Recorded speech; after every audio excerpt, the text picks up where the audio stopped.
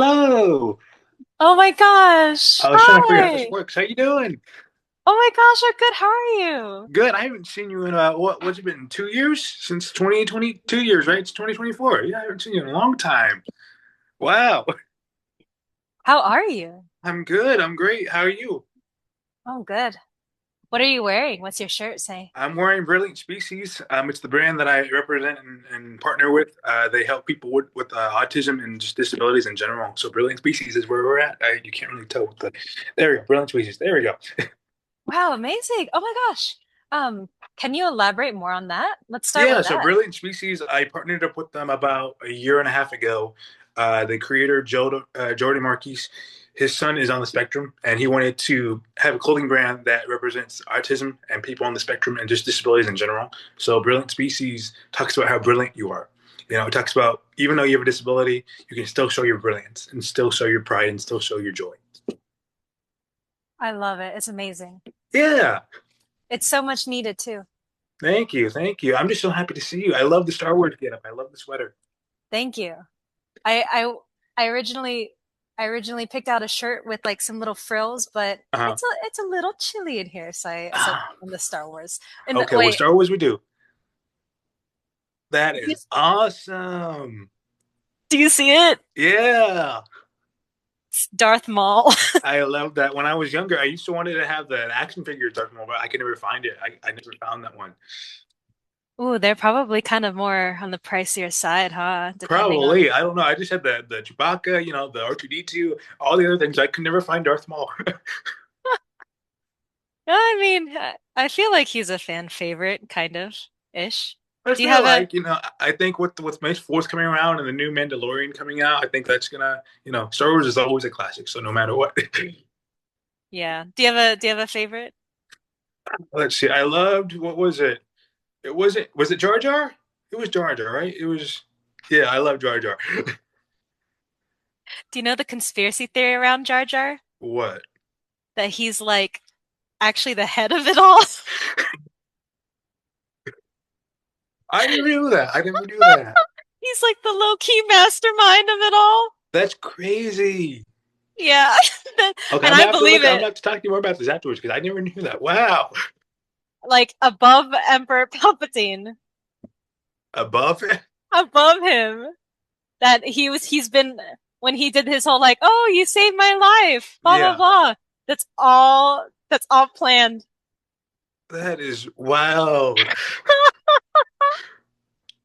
And yeah, I don't know if it's true, but apparently it was supposed to be like that. Um, Like the director or what George Lucas was supposed to that was right. supposed to happen, but people hated Jar Jar Binks so much that they just brought him to the side. How could Like you hate Jar Jar? Though? I mean, I don't know how the arc would be as a main character, but still, how could you hate that guy? I don't know. I think it had to do with like cultural appropriation with the voice or something like that. Okay. Okay. Well, Yeah. that's understandable, but still, that would be an interesting take to see how, the original direction and how they wanted to go to. I mean, I want to see that now. Yeah. Oh, speaking of cinema, do you want to jump into some of the questions? Yeah, go ahead. Yeah.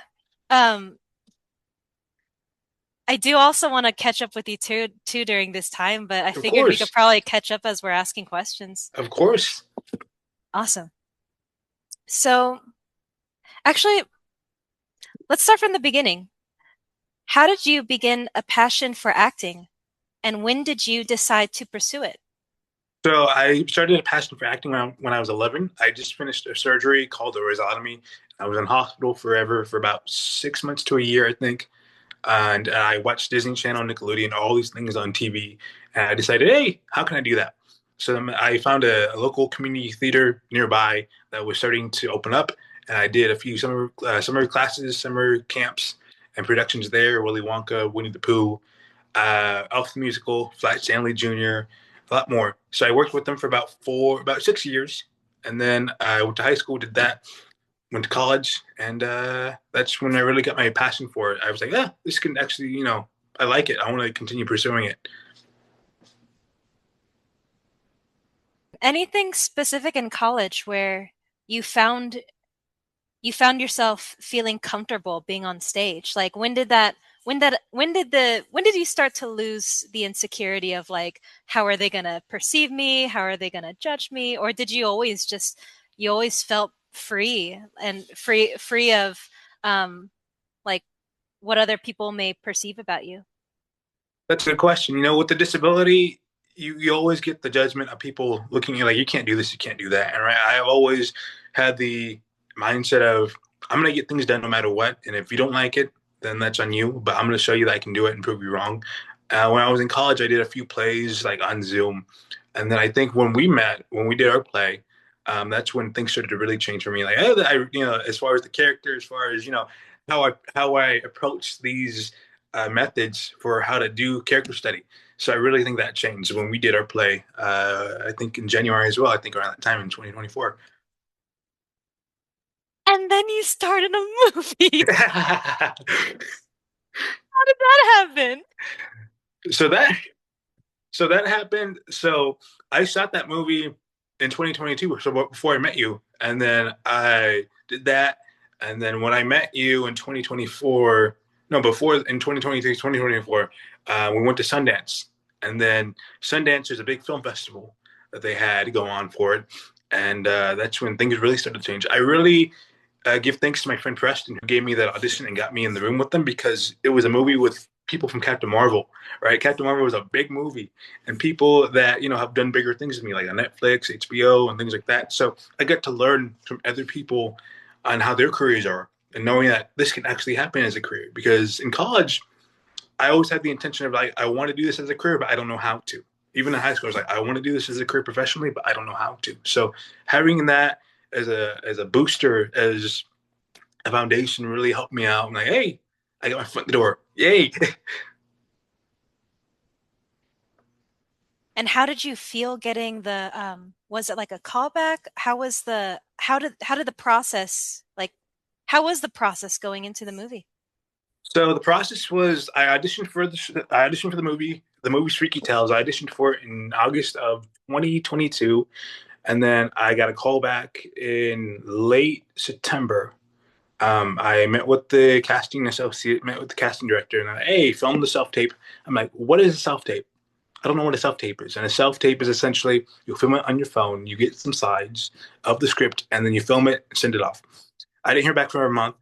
In September, I was like, okay, I didn't hear anything. Maybe it's not meant to be. That's okay. If it is, it is. And then got the call back. Like it was on a Friday.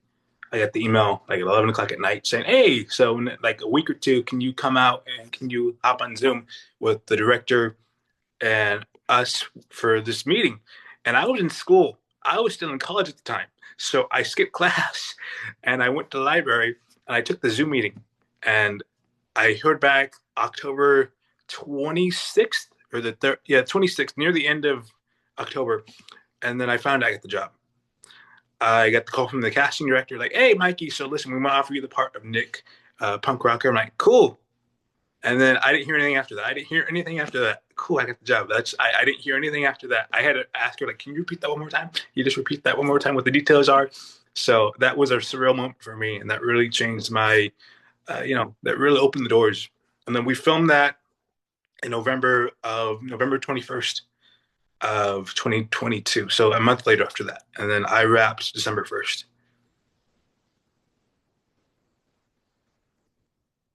So I have a question that might like feel free to take your time thinking about it.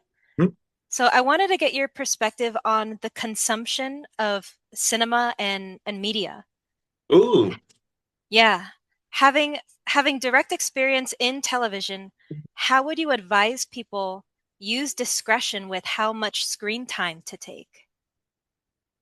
And when does it become addictive and how can we yeah, how can we control our own addiction, maybe you could say?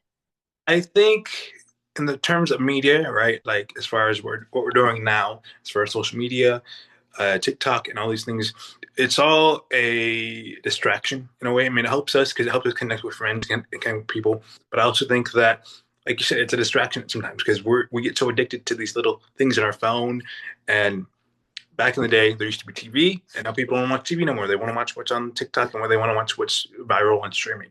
So I think just handling the healthy consumption of media, whether that's social media, whether that's YouTube, whether that's podcasting, or whatever that may be, there's always healthy balances, right? I don't think you should cut it off completely. I think you should, like, for an hour to two, maybe three, maybe, depending on if it's a reward. I like to say that social media is a good tool, but if you use it every day and you're not getting any work done, and if you're not being lazy, then pace yourself.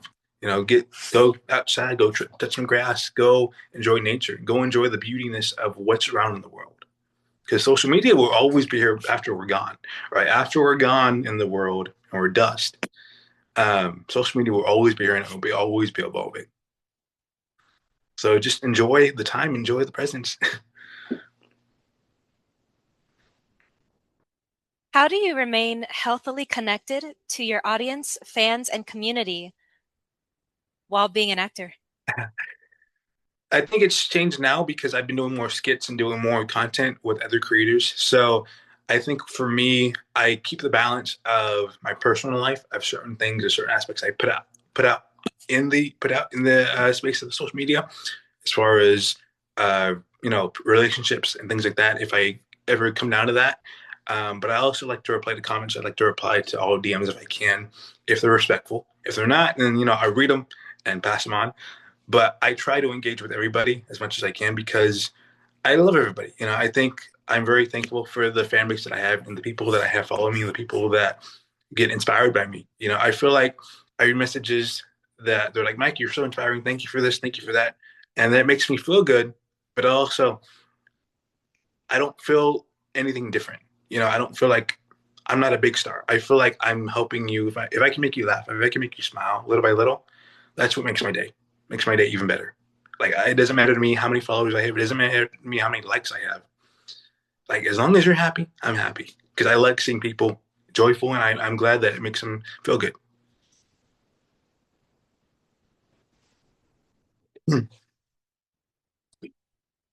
This goes well into another question I have for you. Cool. Um, how do you stay humble in an industry that sets the standard naturally for superficiality?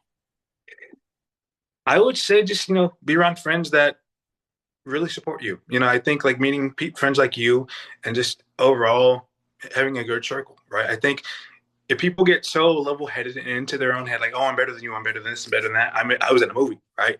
You know, that's not great. We're all human.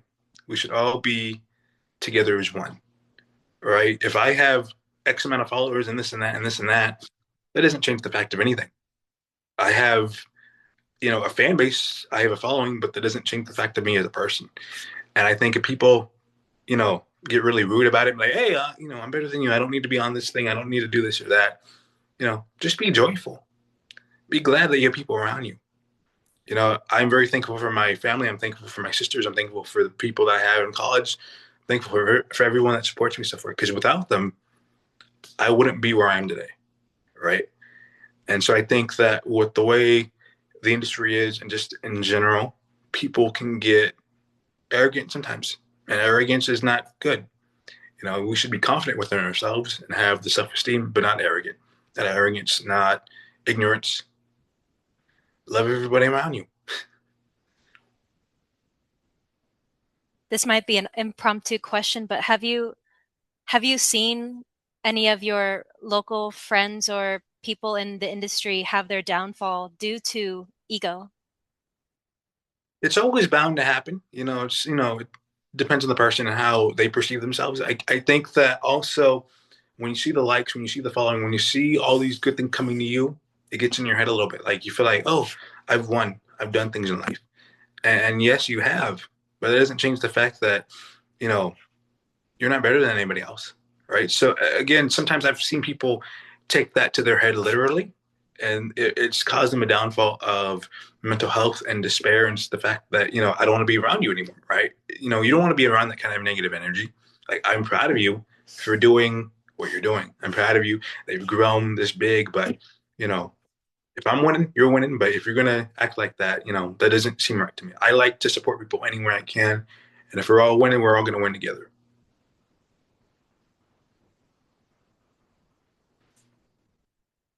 How would you describe Freaky Tales to someone who hasn't watched it yet? In one word, or how many words do you want me to do? You could do one word, you could do an elevator pitch, you could spend 30 minutes on it. It's up to you. If you like the 80s, if you like punching Nazis, if you like beating up bad guys and fighting for good power, I think you'll enjoy it.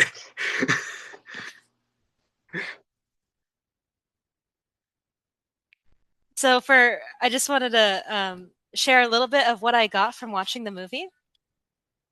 So throughout the movie, like I'll be honest, my reading comprehension when I was little was not Huh? that great. Right. Um, but what I got from watching the movie was symbolically it felt like when we individually find our own sense of homeostasis and inner peace, it's like I don't know if maybe we call that faith, like the green light is like Right. that magic of the power of belief or faith, but we then are able to embody that and that brings justice to all of these like societal forces that want to dominate. And it's like we see that over and over again. It's like the story never ends. Like when Tom Hanks was mentioning all these different types of Yeah, yeah. movies and like the underdog over and over and over again. Um yeah, is there and I found some interesting symbolism too in the movie, like the snake and the mouse and the tank. Um the fact that the rappers' names are Entice and Barbie is really interesting.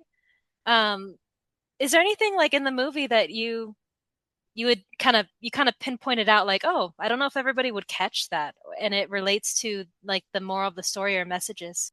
I think like you made a good point with the green. A lot of people were very confused by the green, and the green has the interpretation of many different things, right? And I really think that this movie really symbolizes how we should all come together as as a whole, right? And the way the movie was set, there's a bunch of hate, right? We got Nazis, we got people doing not so very nice things and saying all these mean, hateful things. But we have a rap duo, we have all these different subcultures coming together, right? I really think that plays a part in the world, right? In the way the world is, we all feel so divided. We all feel somewhat not we feel helpless in some way. We feel like we're divided and we're not going to help one another. But the way I think Freaky Tales is we come together as one as a family. We may not know, who we are. We may not know, you know, each other's story, but we might come together and fight for good.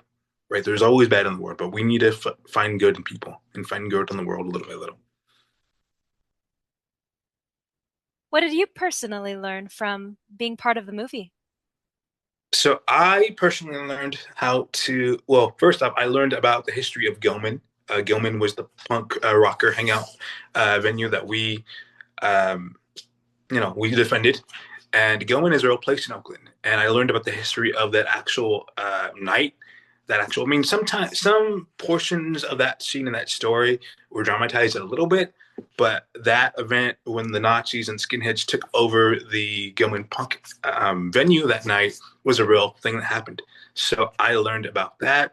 We learned how overall, Gilman punks are very like a family unit. I felt seen by doing that part and by doing the movie because I like to listen to Green Day, Nirvana, and things like that. So I never really knew about the East Bay punk culture, but I knew about Green Day.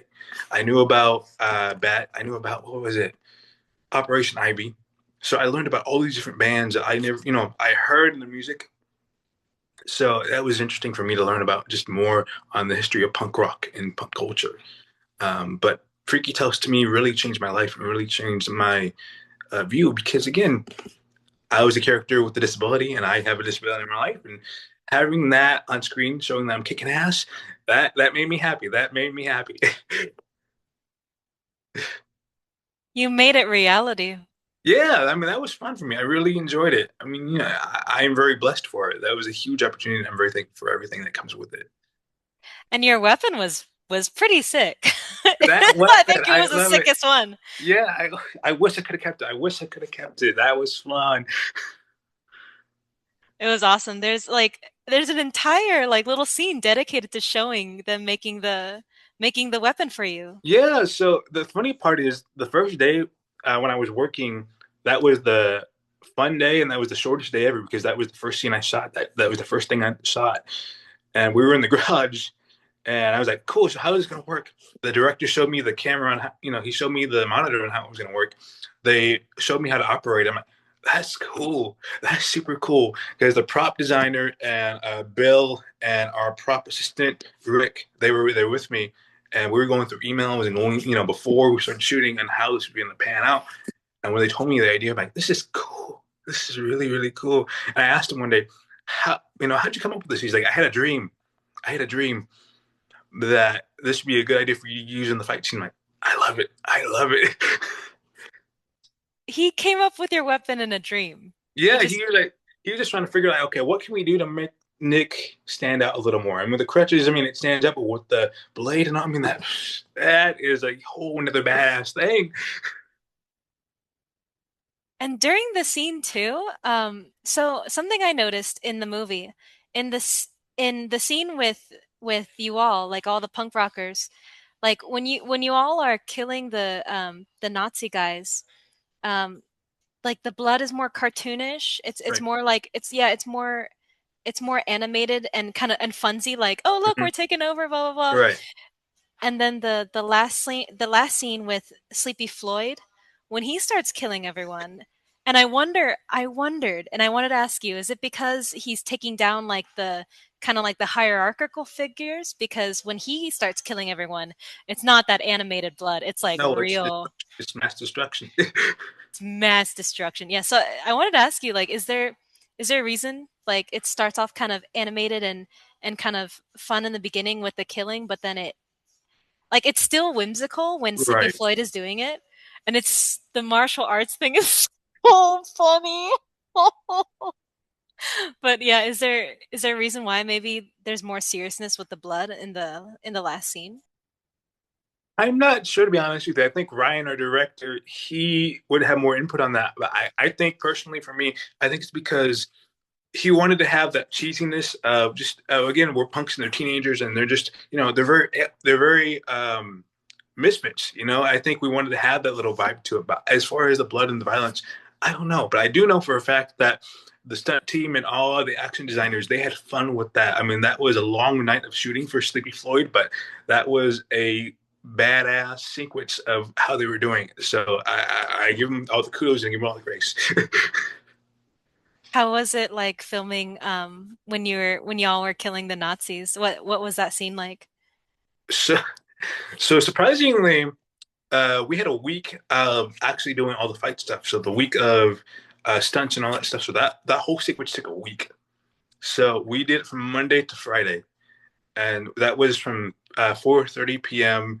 Let's say today to 6 a.m. tomorrow, because they're all night scenes. They're all night scenes, and night scenes take forever because we want to make sure we get nighttime. So that sequence would take a whole week. Yeah, I don't know why I didn't think about the night part because I guess I just assume sometimes with TV it's like, oh, they can make it look night, but Well, sometimes you can. I mean, there's always some movie magic or there's some things you could do, but for that particular thing, they took a whole week.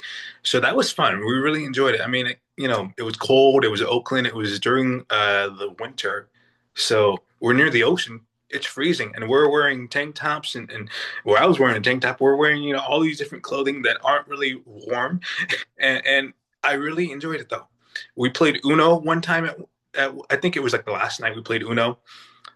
Someone brought a pizza gummy bear, like a pizza gummy. So we didn't eat that till the next morning. So it was cold and hard. It was rock solid, but we ate it as we wrapped. But it was fun. It was fun. But I think those nights were hard and challenging, but they were the most fun because we were all suffering together and enjoying the process. It looked like so much fun in the movies. Yeah, it was a blast. I really enjoyed it, and the people in the not in the, Dan, who played Troy, who was the main guy, he's a sweetheart. He is a sweetheart. He plays evil very well, and I love him to death. He's great. Wait, which character was that again? So Troy, he's the main leader of the skinhead group. He comes in. Oh yeah. He's from Sacramento as well. No way. Oh, Yeah, that's awesome. So he was the son of the is he the son of the big guy? yeah, yeah, Okay, okay, yeah. Oh yeah, yeah. Yeah, did very well. They yeah. all y'all did amazing. Like I was yeah.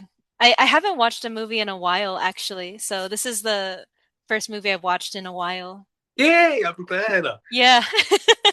It was amazing. I was a little hesitant because um just with all the stuff I've been learning about, like all the conspiracy theories, I got a little nervous about it. Right. But honestly, it's all based in my head. Would actually, yeah, could could I ask like Yeah. what's your perspective on all that? Like with everything kind of coming out and the division we see and stuff about Hollywood that, is coming out with Jeffrey Epstein, like do you have a perspective on that? To me, that whole thing is sad and scary and terrifying. I don't know much about it because I try to stay away from it, but I know the glimpse of it. I know the gist of it. I think Hollywood is a very superficial place. I think if I go further in my career, and if I think once you get to a higher level, there's always going to be certain taboo. I don't know what you would say. Like, there's always going to be certain things coming out of the woodwork, right? I think the further you get in Hollywood, there's always going to be something going on behind closed doors, and it can be very good. It can be very bad. I think Hollywood keeps things on lock for certain things, and there's a lot of secret things out there. You know, but I think that if you for me, the best way I can describe it for me is the fact that if I ever get to the point one day where I'm a big shot and I know that there's certain things going on, I'm going to speak about it because all these different things that Hollywood does behind closed doors, besides the movies, besides TV, it's terrifying to come out and learn about these different experiences that people, other actors and other performers have to endure or come across because Hollywood shouldn't be like that. The entertainment industry shouldn't be like that at all. We should create art. I think that's what it is. We should create art and nothing else. I mean, there's always going to be people that, how do I put this, participate in activities as such. And that's, if they do that, that's fine. But I think as a whole, if we traumatize people and just, young kids as well and stuff like that, I don't think that's right. I think we should leave Hollywood where it's at as far as art and making, but that's my input because I don't think Hollywood should be like that. And it feels like you came in a very wholesome way. You knew someone, they introduced you, and it it seems like it came very very naturally. Oh, Like it did. I'm very blessed for it. I met my buddy Preston through a Facebook group when I was 18, and we were friends ever since. And he got me connected with the casting director, so that really changed my life because without him, I don't think I would have got in the room with the casting director, and that really changed my trajectory.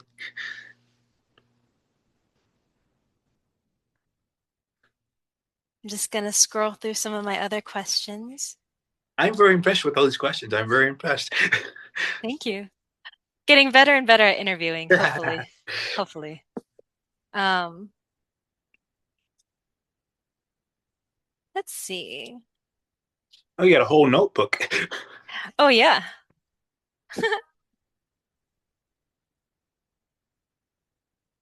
Hmm. Ooh, is there a type of acting you prefer to do more and or would like to pursue, such as Shakespearean, black box, movie acting? Like, is there a certain type of like acting style you'd like to be doing? Right now, it's more movie acting or TV acting. Just because now that I have my foot in the door, and now that I have that experience, I want to continue that uh, longevity and momentum. I love theater. I love Shakespeare. As much as understanding it, it's a little difficult. But I've always loved the theater aspect. I've always loved that realm of camaraderie, as far as the synergy of the audience and such. But I think where I'm at right now, I want to do more film and TV acting, and where that goes, we'll see what happens with it. But theater will always be home to me, and theater will always be a part of me. What are some future projects, collaborations, etc. you are excited about slash planning for? I would say, as far as projects, I don't know as of yet. Hold on, my dog's gonna start barking in a second. Hold on, 1 second. He's gonna start barking. You hear somebody? I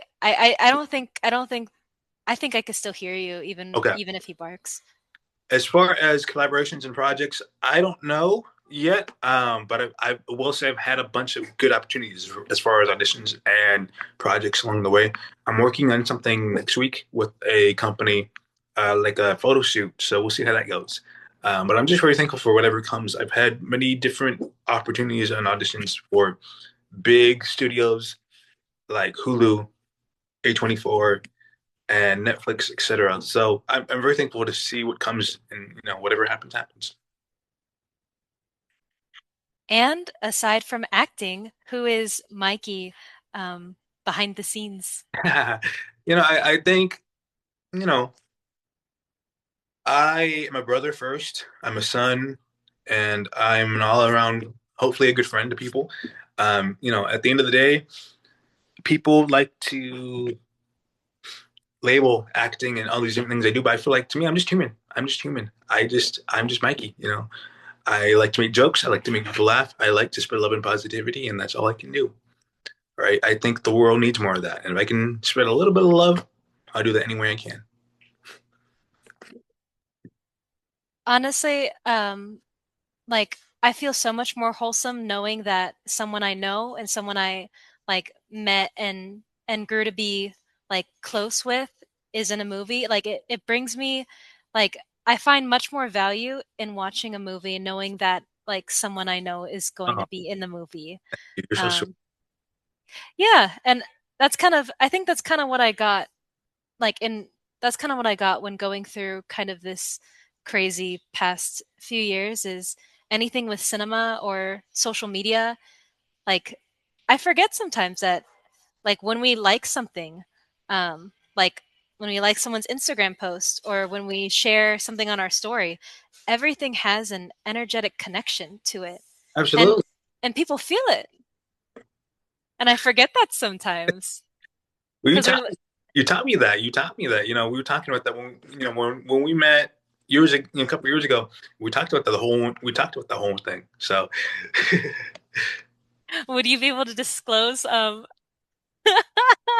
what how how our how our performance was? I would say we did a lot of experimenting, as far as character work and study. But is I think that's a good way to put it. I feel like we had fun. We had fun, and we had some good memories. No, yeah, my sister, yeah, after, yeah, you were there when she was like, uh, "Oh, good job, Victoria." And she was like, "Wait a second." And she asked that. I mean, no, I don't mind disclosing it, but we don't have to disclose all the. I feel like it was a fun experimenting. I feel like it was fun experimenting. I feel like that show really changed me for the better, as far as meeting new friends like you, just meeting new friends and just having fun with that process, and adding the element of what we, how we did it, that made it so much more fun. Yeah, totally. I think I will say it kind of like it helps me open up. It Right, definitely like it helps us like ground our body, like makes us feel like our spirit's like really in our body. right.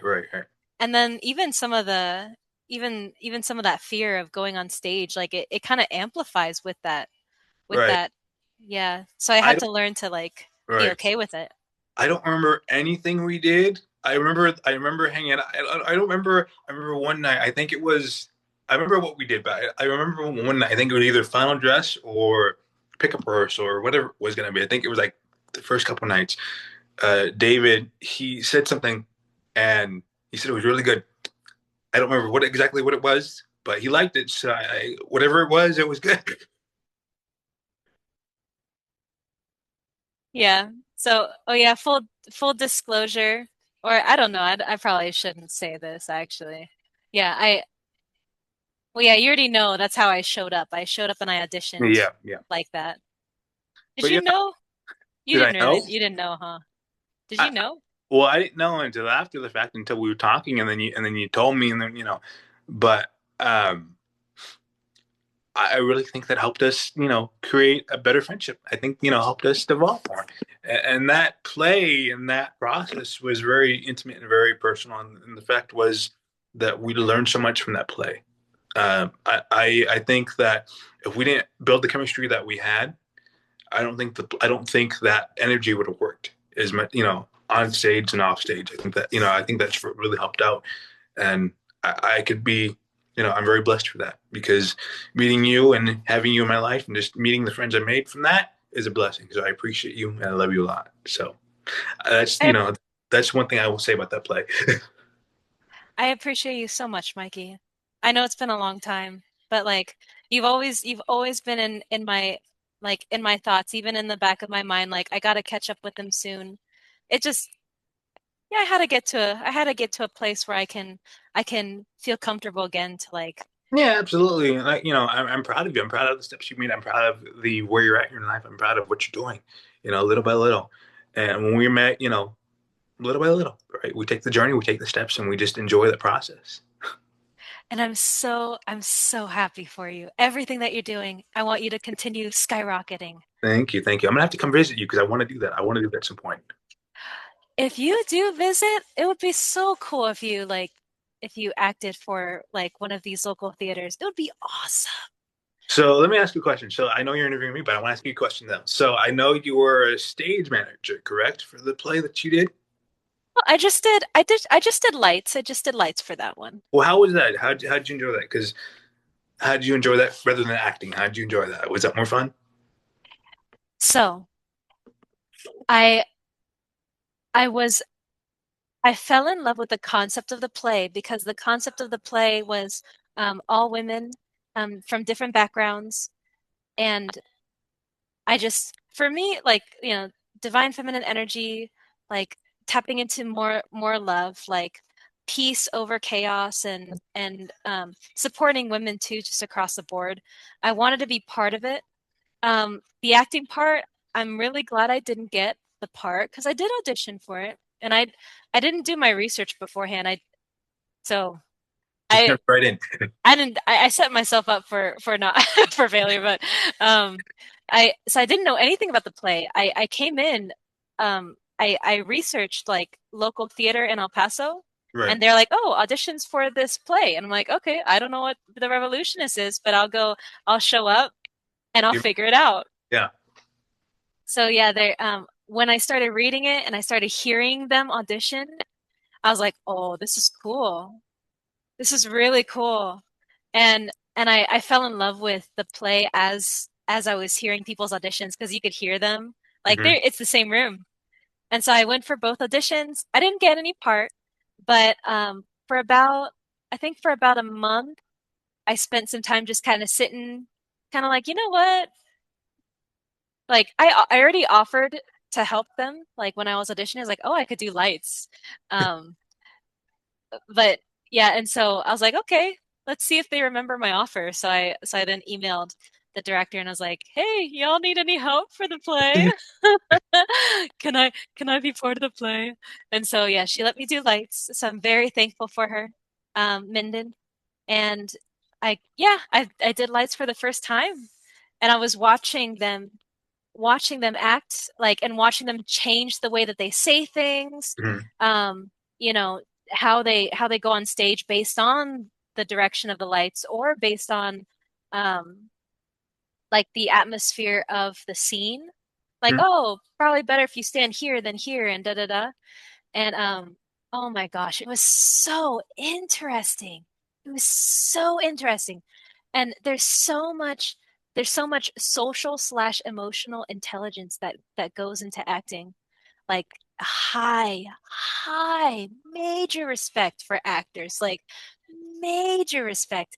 And I'm and like landing a joke in a certain time, Right. like even with the lights, there's a part where one of the actresses, she goes, oh, I love to just walk out of a scene and then it's like over and then the lights come down like pretty fast. So it like just the timing of certain things, and sometimes people laugh, sometimes they didn't. Sometimes they laughed at things that you're technically not supposed to laugh about. And you're like, The, hey, the that's not cat. funny. That's really serious. Someone died there. But like you hear laughter, you're like, wait, what? So it's like it's so interesting, it's so interesting, like just seeing the interaction of like audience and The energy actresses. is different. The energy is way different. Yeah, right? I That's don't think there's much of that. Was there much of that when we were acting? I don't know. think there were certain parts and certain elements that, certain one-liners or punchlines that we try to hit that you encouraged me to, hit, and we did them a few nights, but sometimes it didn't land, sometimes it did. But I think it just depends on I think it just depends on the audience and depends on the surroundings too. Um, but I'm glad you really enjoyed it. I'm glad you really enjoyed it. I know you did because you haven't done any acting since then. So I'm glad that you um, got to explore the lighting and got to explore another side of theater and the technical side because it sounds really interesting. It sounds like you really enjoyed it. Oh my gosh, it was so much fun. It was so much fun. I mean, I know they're probably a little bit like she's weird, but I was just I love the whole concept of theater, the whole concept of acting. And it kind of, I'll be honest with you, it kind of feels like actors and actresses kind of like they kind of like they're so accustomed to wearing different masks. Right. Like it does like it, I did kind of reflect on people who've done it really seriously. Like I think Christian Bale was in a movie and he like became anorexic Yeah. or like things All like that. the Yeah, like people go who go like really hard and serious. Um, so I mean kudos to kudos to actors in general. Would you ever think about going back and doing another play, auditioning for another play, or do you want to pursue the path of technical stuff? I love writing. I Oh, would love to write something, and I'd love to just hire people to play parts. didn't I I don't remember if this reminds me. Did you wrote something or you did a play of some sort? I think it was last year around October or November or something of some sort. How did that go? Did you do that? I wrote it. We ended up not performing it, but I think people enjoyed reading it. And I think the I'm still gonna probably publish them. I might edit them, but recently I've been channeling some creepy entities like it, like the clown it. Uh, The clown it's been coming up recently. So I'm like, ooh, what does he have to say? did you Like, the new series? no, I haven't even watched the new movie at all. It's just I think it's just the concept of it. The concept of it came about while I was doing lights Uh, for the El Paso Playhouse. right. That's And interesting. he's a clown, he's a performer. He Yeah. wears a mask kind of Yeah. like the happy and scary. Yeah. So yeah, I was kind of like, interesting that his energy kind of came about while I was, doing lights for That's the movie. fascinating. That's fascinating. Yeah. Yeah, I feel like I wondered like are there any certain types of like caricatures like that you would be interested in playing? Like you've never played a scary part before. You never played the villain or you never played like is there a type of role you'd like to dive into? I really, if I could try at least one movie or a show where it's scary and very, thriller like, I'll try it out. But I really want to continue pursue, or I want to pursue more rom com. I think I love rom coms. I love 10 Things I Hate About You. I love uh, He's All That, or there's He's All That, She's All That. I love movies like that. I just love that because I think it's so cute and adorable, and I'm just a hopeless romantic. I just love rom coms. Yeah, similar to what we did. Yeah, similar to what we did. So I think if I could do that like in a movie form or a show form, that'd be great. But if we're talking like other genres, um, Final Destination. Did you watch that one? Because Final Destination it's funny to me. It's funny to me. Like it's a funny horror, cheesy, kind of like Scream. Someone recommended that I watch it. I don't remember who, but I'm looking it up right now because it's interesting you mentioned that because people have definitely mentioned that to me. If I had the opportunity to do that, I would love to audition for Final Destination if they're going to make another one. Yeah, I love it's funny. It's funny, it doesn't look funny. I mean, Is it scary? it's scary, but it's like the setups of these certain acts and the way these characters go. It's funny because the way they play it off to where it's suspenseful, and then it's very not suspenseful. They build up to it. Oh. Oh wow. Oh, is it like a series and you can Yeah, Oh it's no a franchise. way. Franchise. Oh no way. Okay. Are they coming up with auditions sometime soon? I don't know. I'm hoping they are because I saw the recent one last year, and I haven't watched the other movies in the franchise. I just watched. I think the last one was like the sixth one or fifth one. But I'm hoping there's more auditions because I would love to audition for that franchise. Any franchise for that matter in that realm would be great. You know what? I mean, you know, I will say, like, Ariana Grande, she wanted the part of the Good Witch, and when she was little, she took that shampoo and she like slowly used a little bit of it every day, and that was like her way of manifesting. Right, right. So I mean, I wouldn't be surprised if We'll you see. manifested that into your life. We'll see what happens. I'm very thankful for it. So we'll see. Yeah, it'd be cool to see you like kill off the demon or whatever this is, Because like serial killer. I can think of so many different avenues and so many different ways of how to incorporate the crutches or the wheelchair at the same time. Like, okay, how you can make it funny? I can think of so many different things. So I'm just if I can get an opportunity like that, I'll do it. I'll take it. What if you were you ever thinking of writing anything? So I've wrote a few things. I've wrote like short films, more rom-com based, because that was easy for me. That was just it was more fun to write. I just finished watching, what was it? It was something on Amazon Prime. It was Summer I Turned Pretty. My sister got into that. I don't know if you've heard of that or if you've seen that, but that's when I started really getting into that. I'm gonna try to dive more into thriller and more scary things, but just to get more diverse in what I wrote. But rom-coms is that's why I like writing. It's more fun. It's just more peaceful. It's more calming. That's true. That's true. Because there's a barista at a really cute cafe around here. And last time I went there for the first time and I saw that she was wearing a shirt, The Exorcist. And and I was like, I don't remember if I've seen The Exorcist, but I was like, oh yeah, I have to watch The Exorcist. I don't remember if I've seen it, but they all kind of feel the same, sound the Right. same, ominous music playing. It's like so I haven't visited that cafe because I haven't watched it yet. So because I'm a little nervous because it is scary. But once I do it, I'll go back to her and I'll say, hello, I'm here Me. for, yeah. They have Cafe de Olla.